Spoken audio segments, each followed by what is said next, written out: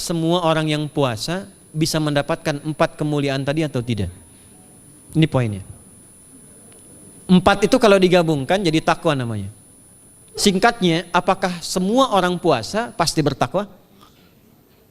Ya, tanyakan Al-Quran. Apa jawaban Allah di Al-Quran? Dijawab langsung di ayat Siyam.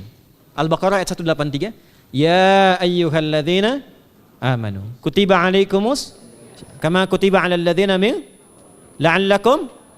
Nah, kalimat tattaqun itu diawali dengan kata la'allakum. La'alla itu namanya harfut taraji.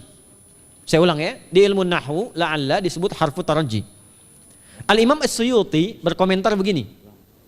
Setiap ada satu harapan, keinginan besar yang ingin dicapai, tapi diawali dengan kata la'alla atau la'allakum, ini menunjukkan bahwa harapan itu, alhamdulillah, harapan itu tidak mungkin bisa dicapai kecuali dengan kesungguhan, keseriusan.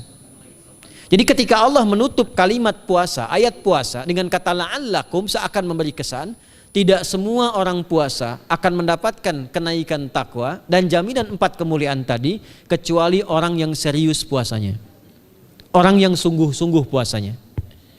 Karena itulah untuk menunjukkan kesungguhan itu, bagian terakhir kita, Nabi memberikan 3 amalan utama.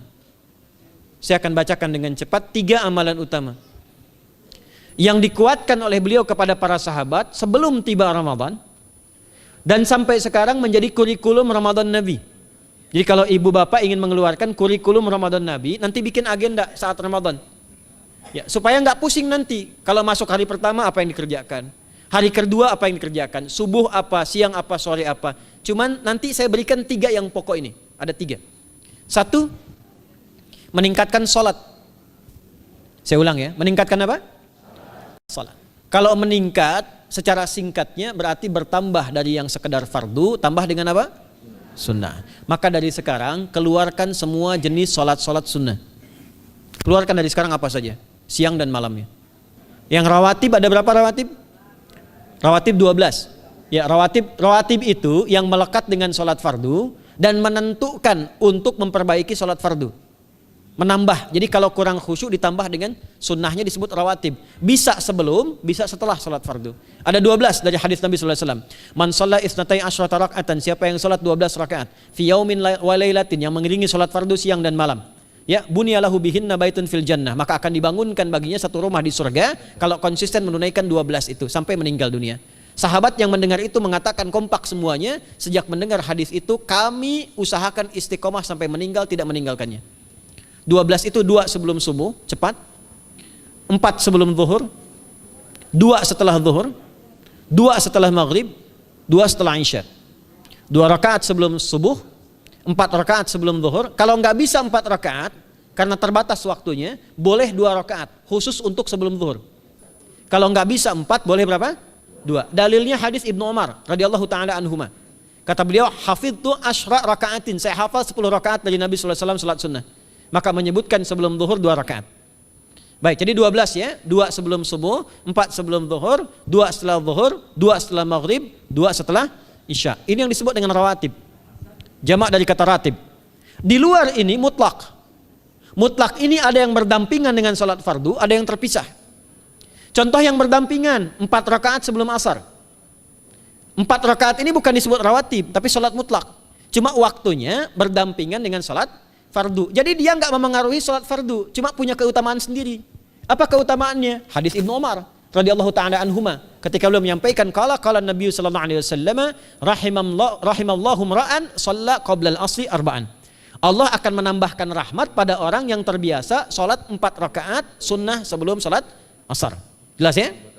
Baik. Kemudian apalagi setelah itu? Salat di antara 2 adzan dan 2 adzan ini, adzan dan iqamah. Ya, di antara adzan dan iqamah. Tahiyatul masjid. Apalagi misalnya salat duha. Duha dibagi 3. Awal duha itu kurang lebih 1,5 jam setelah salat subuh. Subuh sekarang misal 4:30, maka jam 6 muncul awal duha. Namanya syuruk. Saya ulang, salat apa namanya? Syuruk itu salat awal duha. Jumlah rakaatnya 2 rakaat. Man sallal ghadata fil jama'ati thumma yaqudu yadhkurullah subhanahu wa ta'ala fa yusalli rak'ataini fakana alaihi ka ajri umratin wa hajjin, ya ka ajri ummatin wa hajjin tamatan. Siapa yang salat subuh 2 rakaat dengan berjamaah, ya, dan umumnya kalau berjamaah bisa ke masjid di masjid. Kalau tak mampu ke masjid, tunaikan di rumahnya. Setelah itu tidak beranjak dulu, dia duduk untuk berzikir kepada Allah. Zikir itu bisa baca Quran. Quran surah 15 ayat 9 itu Quran disebut dengan zikir. Quran surah 54 ayat 17, 22, 32, 40 itu Quran disebut dengan zikir. Bisa baca Quran, bisa berdoa. Doa disebut dengan zikir. Quran surah ke-7 ayat 205. Ya. Bisa dengan apa lagi? Bertafakur, ya, mengaji, ta'lim, itu disebut dengan zikir. Ali Imran ayat 190 191. Alladzina yadhkuruna Allaha qiyaman wa qu'udan wa 'ala junubihim wa yatafakkaruna fi khalqis samawati wal ard, ya, disebut dengan zikir. Bisa bertasbih. Zikir pagi petang, kalimat-kalimat thayyibah ada itu di Quran surah keempat ayat 103. Jadi habis salat subuh zikir dulu. Doa dulu, zikir dulu, belajar dulu, tafsir dulu. Setelah itu muncul syuruk. Perjalanannya disebut isyraq, melewati masyrik, 1 tombak bayangan, dia salat 2 rakaat, itu pahala salatnya senilai haji dan umrah. Sempurna. Bukan sudah haji, bukan. Mau kemana? Ibu mau haji dulu? Tidak. Ya, hajinya nanti bulan Dzulhijjah. Tapi senilai haji dan umrah itu 2 rakaat. Awal duha disebut apa? Syuruk. Pertengahan duha sekitar jam 9 jam 10. Jumlahnya 2 sampai 4 rakaat. Ya, 2 sampai 4 rakaat. Apa fungsinya? 1, mengganti seluruh zikir yang ada dalam tubuh kita. Mata berzikir, telinga berzikir, lisan berzikir bisa diganti dengan 2 rakaat duha. Itu waktunya pertengahan duha. Kurang lebih dari jam 8, 9, 10 lah, kurang lebih 3 jam itu, ya. Yang kedua, bisa menghambat atau menghentikan, menahan satu musibah umum. Misal ada kebanjiran nih atau macet nih. Orang-orang kena macet. Bapak yang biasa sholat duha pertengahan itu tiba-tiba ditolong oleh Allah, dibebaskan. Tiba-tiba ada orang datang, Pak lewat sini di sana macet. Atau dibimbing ada kontraflow. Itu manfaatnya duha tuh. Yang pertengahan. Yang terakhir adalah akhir duha. Sekitar jam 10 sampai jam 11 menjelang ke zuhur. Ya, akhir duha itu jumlahnya dari 2 bisa 4 sampai 8 rakaat. Di antara manfaatnya bisa mempermudah datangnya rizki dengan izin Allah Subhanahu wa taala ketika ikhtiar. Itu duha. Nanti ke malamnya silahkan tahajud, tingkatkan tarawihnya sampai ditutup dengan witir. Itu salat. 2 yang terakhir saya cepat, 2 yang terakhir adalah banyak berinteraksi dengan Al-Qur'an. Ada 3 caranya. 1, banyak membaca. Itu namanya qiraah. Silahkan Bapak Ibu siapkan dari sekarang, targetnya khatam misalnya 1 kali berapa juz? 30 juz. Kalau mau gampang bagi 30, berarti 1 hari berapa? 1 juz. Paling gampang lagi, supaya nggak capek ngajinya, supaya nggak capek, bagi 1 juz 5 waktu sholat. Contoh, juz pertama itu Al-Baqarah plus Al-Fatihah. Al-Fatihah saya nggak hitung lah karena sudah hafal ya. Al-Baqarah itu 141 ayat, juz pertama. Bagi 5, 28. Jadi setiap ketemu waktu sholat, bagi 2 lagi, 28 bagi 2 berapa? 14. Sebelum sholat baca 14 ayat, setelah sholat baca 14 ayat. Itu 14 ayat tuh paling-paling gak nyampe 5 menit Bu Pak. Kalau investasi 10 menit setiap waktu sholat, bagi 2 kita baca 14 ayat, itu insya Allah selesai Ramadan khatam Quran. Itu udah rumus. Ya, tidak cukup dengan amin, siapkan dari sekarang. Siapkan. Ya. Kemudian mengkaji, kajian, tilawah. Itu tilawah itu di hadis Muslim pahalanya banyak. Ya, majtama'a qaumun fi baitin min buyutillahi. Ya, kita ngajinya Quran hadis ya, biar ya, lebih kuat dalilnya. Majtama'a qaumun fi baitin min buyutillahi yatsluna kitaballahi wa yatadarasuna fima bainahum. Ya, siapa yang bisa tilawah Quran, ngaji, tafsir, keluarkan misalnya untuk Ramadan 10 hari saya pengen tahu Al-Fatihah. Itu ketika dilakukan punya 4 keutamaan. 1, ghasyiyatuhum rahmah. Selama ngaji rahmat Allah dibentangkan. Kalau pengen doa cepat dikabulkan, kalau istighfar diampuni. Yang kedua, awas ini nazalat alaihimus sakinah, diberikan ketenangan dalam jiwa. Bapak Ibu pengen di rumah tangga nyari sakinah, isi dengan Quran di rumah. Amalan terakhir infak. Ya, hadisnya dari Ibnu Abbas, Ibnu Abbas radhiyallahu taala anhuma, qala, ya, beliau mengatakan kana Nabi sallallahu alaihi wasallam ajwadan nas wa ajwadu ma yakunu fi Ramadan.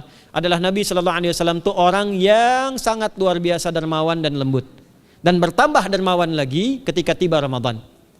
Apa yang dilakukan Nabi? Mensupport sahabat, siapapun yang punya anggaran untuk infak, disiapkan sebelum Ramadan. Jangan berpikir banyak Bu. Yang penting ada anggaran, 30.000 nggak ada masalah. Setiap hari 1.000, tidak harus uang, makanan. Pernah dengar hadis ini nggak? Siapa yang memfasilitasi bukaan orang puasa walaupun dengan sebiji kurma dan sehirup air, maka dia mendapatkan pahala seperti orang puasa itu tanpa dikurangi sedikit pun. Ada? Hadisnya sahih di At-Tirmidzi. Tapi bukan berarti nyari kurma ke Tanah Abang setiap hari satu. Terus minumnya satu sedotan aja ganti-ganti. Ya, maksudnya apa? Yang paling minimal kita bisa keluarkan. Itu pahalanya 700 kali lipat dikali 10. Paling standar. 700 kali itu standar biasa di hari ini. Dalilnya Al-Baqarah ayat 261 yang dibacakan Adinda tadi kita itu. Ramadan kali 10 lagi. Maka dari itu disiapkan dari sekarang untuk infak. Kalau kami di desa itu, ibu saya selalu kalau Ramadan itu RT-nya setiap rumah. Ini untuk bukaan hari ini rumah A, rumah B, rumah C. Bukaan besok rumah A, rumah B, rumah C. Boleh tuh di PWM Pak dipraktikkan. Ya, misalnya anggota perserikatan siapa dikasih kesempatan. Mungkin nanti yang lain kurmanya, yang ini misalnya jeruknya, yang ini ininya. Setiap ada bukaan ya kirim ke yatimnya, ya kemudian ke pondok-pondok asuhan Muhammadiyah yang tadi disebutkan sekian ribu itu, cari pahala. Ya, saya kira itu yang bisa saya sampaikan sampai dengan batas waktu yang diberikan. Semoga bermanfaat dan semoga Allah Subhanahu wa taala memberikan kemuliaan kepada kita semua, kesehatan, dan saya yang terakhir saya ingin sampaikan doa penting. Tolong hafalkan doa ini. Dan ini doa yang diajarkan Nabi menjelang Ramadan. Supaya mendapatkan kesehatan, kekuatan, keselamatan untuk beribadah saat Ramadan. Hadisnya di At-Tirmidzi nomor hadis 3254. Qala, langsung saja qala Nabi sallallahu alaihi wasallam. Allahumma ahillahu alaina bil yumni wal iman was salamati wal islam rabbi wa rabbukallah. Nah, itu tolong nanti dihafalkan, tadi sudah direkam, dibimbing. Nanti ketika ditetapkan masuk awal Ramadan, bacakan itu. Ya Allah, anugerahkan awal Ramadan kepada kami dengan ketenangan, kedamaian, kekuatan iman, keselamatan, sehat, nggak sakit sampai selesai puasanya, diberikan kekuatan untuk ibadah dalam keislaman dan diikhlaskan hanya karena Allah Subhanahu wa taala. Subhanakallahumma wa bihamdika nasyhadu an la ilaha illa anta nastaghfiruka wa natubu ilaik wa akhiru da'wana anil hamdulillahi rabbil alamin wal 'afu minkum fastabiqul khairat. Assalamualaikum warahmatullahi wabarakatuh.